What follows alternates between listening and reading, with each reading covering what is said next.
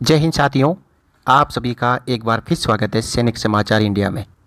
साथियों, one rank one pension के ऊपर अलग अलग कमेंट्स अलग अलग तरीक़ों से हमारे को सुनने में मिल रहे हैं कि ये रिव्यू पेटिशन है या रिवाइज पेटिशन है। और एक और मुद्दा शामिल हो गया कि इसके अंदर न्यू एविडेंस प्रोड्यूस किए गए हैं। ऐसे कौन से न्यू एविडेंस मिल गए जो 2016 से लेकर 2022 तक नहीं मिल पाए और अब उसको रिव्यू पेटिशन में शामिल किए गए हैं। इन सभी जो मुद्दों और जो डाउट्स और जो अलग अलग विचार हमारे सामने प्रकट हो रहे हैं, उनके ऊपर हमारे ही एक सीनियर वेटरन्स जो कि कर्नल साहब हैं और सुप्रीम कोर्ट में सीनियर एडवोकेट भी रह चुके हैं, श्याम लाल जी का जो वक्तव्य है वो आज हम इस वीडियो में जानेंगे, जिससे आपको काफ़ी चीज़ें स्पष्ट हो जाएगी। आइए साथियों, देखिए साथियों, श्याम लाल जी ने क्या बताया है। इन्होंने लिखा है कि प्रिय पूर्व सैनिकों, भ्रांतियों को दूर करने की मांग करते हुए वन रैंक वन पेंशन को लेकर वेटरन्स के मन में बहुत भ्रम पैदा किया जा रहा है। कुछ कह रहे हैं कि ये समीक्षा याचिका यानी रिव्यू पेटिशन है और अन्य इसे संशोधन याचिका यानी रिवीजन पेटिशन कह रहे हैं। कृपया जान लें कि दोनों याचिकाओं में काफ़ी अंतर है। इस केस में यानी जो वन रैंक वन पेंशन का रिवीजन के ऊपर जो माननीय सुप्रीम कोर्ट का आदेश आ चुका है, इसकी जो वापस पेटिशन डाली गई है, तो इसके बारे में ये बता रहे हैं कि इस केस में धारा 114 सीपीसी के तहत रिव्यू पेटिशन दायर की गई है। यानी एक चीज़ आपको यहाँ पे स्पष्ट हो गई कि ये रिवीजन पेटिशन नहीं है, ये रिव्यू पेटिशन है। यह अदालत के फैसले की समीक्षा करने के लिए दायर किया जाता है।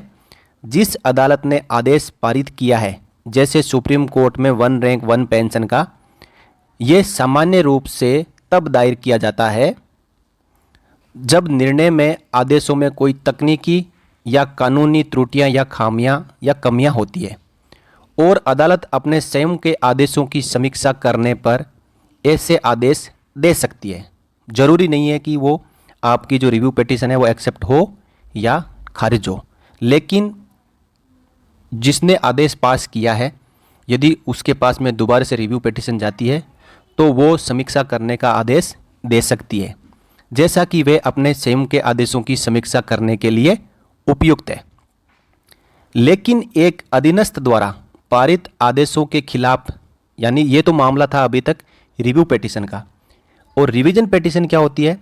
इसका मतलब जो लोअर कोर्ट होते हैं, उनने कोई आदेश पास किया है तो उनको संशोधन करने के लिए हायर कोर्ट में रिवीजन पेटिशन डाली जाती है, और ये डाली जाती है सीपीसी की धारा 115 के तहत। जैसे कि कोई हाई कोर्ट ने ऑर्डर दिया है तो उसके against revision petition supreme court में डाली जा सकती है। अधीनस्थ न्यायालय द्वारा पारित एक आदेश पर वाद या अन्य कार्रवाई के दौरान एक मुद्दे का फैसला करने के लिए उत्पन्न होने वाली मूल मुकदमे या अन्य कार्रवाई से बाहर, इसलिए कृपया याचिकाओं को ना मिलाएं। यानी आपको स्पष्ट हो गया होगा कि रिव्यू पेटिशन क्या होती है और रिवीजन पेटिशन क्या होती है, तो इन दोनों को सबसे पहले तो आपस में ना मिलाएं। अब बात करते हैं जो ओआरओपी की रिव्यू पेटिशन है उसके ऊपर। लेकिन ओआरओपी मामले में आईईएसएम द्वारा 13 अप्रैल 2022 को माननीय सर्वोच्च न्यायालय के समक्ष रिव्यू पेटिशन सीपीसी की धारा 114 के तहत दायर की गई है, जो माना जाता है कि ये कुछ कानूनी या तकनीकी त्रुटियों के खिलाफ दायर किया गया है। जैसा कि आईईएसएम द्वारा 16 मार्च 2022 को सुप्रीम कोर्ट की माननीय बेंच द्वारा पारित निर्णय आदेशों में खोजा गया है। यानी 16 मार्च 2022 को ऑनरेबल सुप्रीम कोर्ट की 3 जजों की बेंच ने जो ओआरओपी के ऊपर फाइनल डिसीजन दिया था, उसमें आईईएसएम द्वारा कुछ कमियां पाई गई है, तो उसी के खिलाफ ये रिव्यू पिटीशन डाली गई है। हमने आईईएसएम के अध्यक्ष को सुना, जो कहते हैं कि उन्होंने नए साक्ष्यों यानी न्यू एविडेंस के साथ रिव्यू पिटीशन दायर की है, जिसका खुलासा एक्स सर्विसमैन को नहीं किया गया है। यहाँ पे गौर करने वाली बात है। सबसे पहले तो न्यू एविडेंस प्रोड्यूस किए गए हैं, और दूसरा ये न्यू एविडेंस क्या है, इनका खुलासा किसी भी एक्स सर्विसमैन को अभी तक नहीं किया गया है, जबकि ये रिव्यू पिटीशन पूरे भारत के एक्स सर्विसमैन की तरफ से डाली गई है। यदि इस पर स्टे लगता है तो हर एक एक्स सर्विसमैन प्रभावित होगा। आगे देखिए, रिव्यू पिटीशन ओरिजिनल निर्णय के 30 दिनों के अंदर दायर की जाती है, जिसके लिए न्यायालय भारत सरकार के रक्षा मंत्रालय को लिखित उत्तर आदि भरने के लिए बुलावा आदि के लिए नोटिस जारी कर सकता है। न्यायालय की सामान्य प्रक्रियाओं के अनुसार या न्यायालय बिना किसी प्रतीक्षा के यदि रिव्यू पिटीशन में कोई ऐसी त्रुटि नहीं है तो सीधे तौर पर खारिज कर सकता है। तो आगे इन्होंने बताया है, आइए हम सर्वश्रेष्ठ की आशा करते हैं। Shyamlal, senior veteran and advocate, इन्होंने 29 अप्रैल 22 को ये वक्तव्य छापा है। अब साथियों, हमारी तरफ से यानी भारत के तमाम पूर्व सैनिकों की तरफ से जो भी एक्स सर्विसमैन की ये लीक्स है, उनसे 2 रिक्वेस्ट है कि सबसे पहले तो प्रजेंट पोजीशन रिव्यू पिटीशन के ऊपर क्या है, क्या ये सुप्रीम कोर्ट में एक्सेप्ट हुई है या नहीं हुई है या खारिज हो चुकी है, इसके ऊपर स्पष्टीकरण जरूर दें।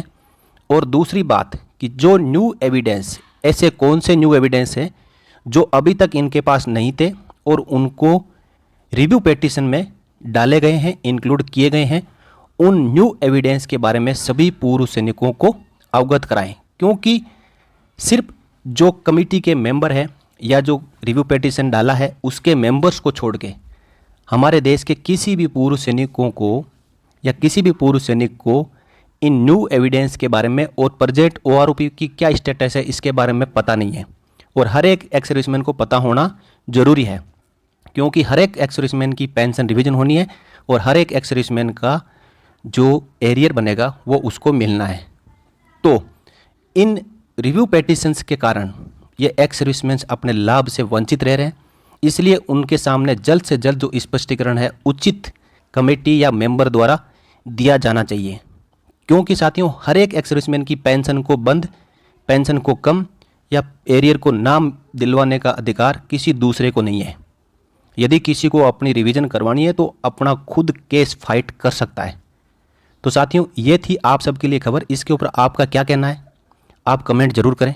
आप सहमत है या नहीं है, आप रिव्यू पिटीशन के साथ जाना चाहते हैं या नहीं जाना चाहते हैं। यदि नहीं जाना चाहते हैं तो आप ये ज़रूर आवाज़ उठाएं कि ये रिव्यू पिटीशन डालने के पीछे मकसद क्या है और ये इसके अंदर जो न्यू एविडेंस शामिल किए गए हैं वो उनका खुलासा करें।